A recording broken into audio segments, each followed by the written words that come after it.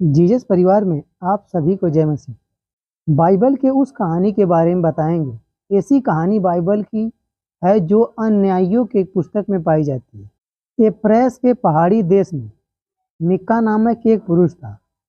उसने अपने माता से कहा, जो 1100 टुकड़े चांदी के तुझसे ले लिए गए थे, जिसके विषय में तूने मेरे सुनते भी मेरे सामने ही साफ दिया था, वे मेरे पास, मैंने ही उसको ले लिया था। उसकी माता ने कहा, मेरे बेटे पर यहोवा की ओर से आशीष हो। उसने उस चांदी से गृह देवता की एक मूरत खोद कर और दूसरी ढाल बनवाई। अन्यायियों की पुस्तक 17 अध्याय 1 और 5 वचन। मिक्का की मूर्ति की हम शुरुआत से कहानी के बारे में बताएंगे। एक बार की बात है, मिक्का नामक एक जवान पुरुष था। वह अपने माता के साथ एप्रैस के पहाड़ियों देश में रहता था। एक दिन उसकी माता ने लोगों से बताया कि उसके पैसे 1100 जो चांदी के सिक्के थे किसी ने चोरी कर लिया है, जिसके कारण उसकी माता, जो इसका नाम मिक्का था, उसने सभी रिश्तेदारों को और पड़ोसियों को बुलाकर उन्हें उस चोरी की खबर सुनाई और दुखी होकर चोर को श्राप देने लगी और कोसने लगी। सभी लोगों ने दुख जताया और वे अपने अपने घर को चले गए।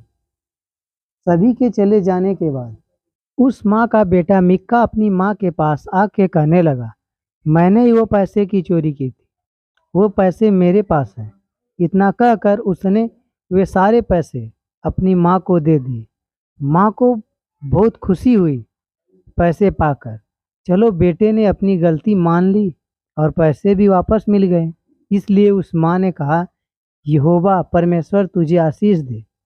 लेकिन उस माँ ने बाद में कहा, इन पैसों से या चांदी के टुकड़ों से वह गृह देवता की 2 मूर्तियां बनवाई, एक ढालकर और दूसरी खोदकर, और वह अपने ही बेटे को गृह देवता का पुरोहित भी बनाएगी।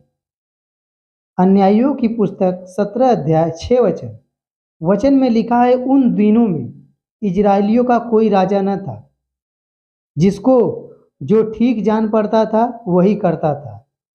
आपने आगे घटना को सुना कि कितना उसके साथ बड़ा अजीब सा लगा कि क्या ऐसा भी बाइबल में लिखा है कि एक तरफ से यहोवा परमेश्वर को माना जा रहा है और दूसरी तरफ देखें तो गृह देवता की मूर्ति भी बनवा रहा है। इस घटना को समझने के लिए हमें इस कहानी की पृष्ठभूमि अर्थात उसके अतीत में जाना होगा। यह कहानी घटना है उन दिनों की जब परमेश्वर ने मूसा के जरिए इजराइल को मिस्र देश की गुलामी से आज़ाद करवाकर कनान देश में ले आया था। मूसा की मृत्यु के पश्चात उसके दास यहोशू अगुआ बना और यहोशू ने पूरे इजरायलियों को उस वायदे के देश कनान की भूमि का वितरण करना था। यह कार्य इतना आसान भी नहीं था। कनान देश की भूमि पर निवास करने से पहले परमेश्वर ने सारे इजरायलियों को आदेश दे दिया था कि वे कनान देश जब मैं तुम्हारे हाथों में देता हूँ तो उस देश को पूरी रीति से साफ कर देना। न तो मूर्ति होना चाहिए, न ही मूर्ति पूजक लोग। लेकिन इजरायलियों ने परमेश्वर की आज्ञा को पूरी रीति से नहीं माना और वहाँ कुछ लोगों को रहने के लिए छोड़ दिया, शायद यह सोचकर कि ये लोग छोटी मोटी मजदूरी के काम आएंगे। इसलिए उनको वहाँ से पूरी रीति से न निकाला। जो समय के साथ साथ वही कनानी लोग बढ़ने लगे और वे अपनी तमाम बुरी बातें जैसे मूर्ति पूजा और रीति रिवाज इजरायलियों को भी सिखाने लगे कि खेती करने से पहले यह देवता की पूजा करते हैं या वर्षा होने से पहले हम इस देवी देवता की पूजा करते हैं। आदि आदि कई ऐसे बहुत से लोग सिखाया करते थे, अर्थात हर जरूरत के लिए उनके पास अलग अलग देवी देवता होते थे। जैसे आज भी देखा जाता है हिंदू धर्म में, धन के लिए अलग देवी और बुद्धि के लिए अलग।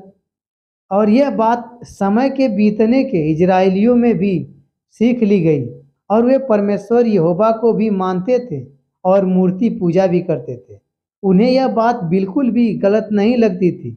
वे भूल गए थे कि परमेश्वर ने स्पष्ट आज्ञा दी थी कि तुम परमेश्वर यहोवा के छोड़कर किसी और को परमेश्वर नहीं मानना, और कोई परमेश्वर है ही नहीं।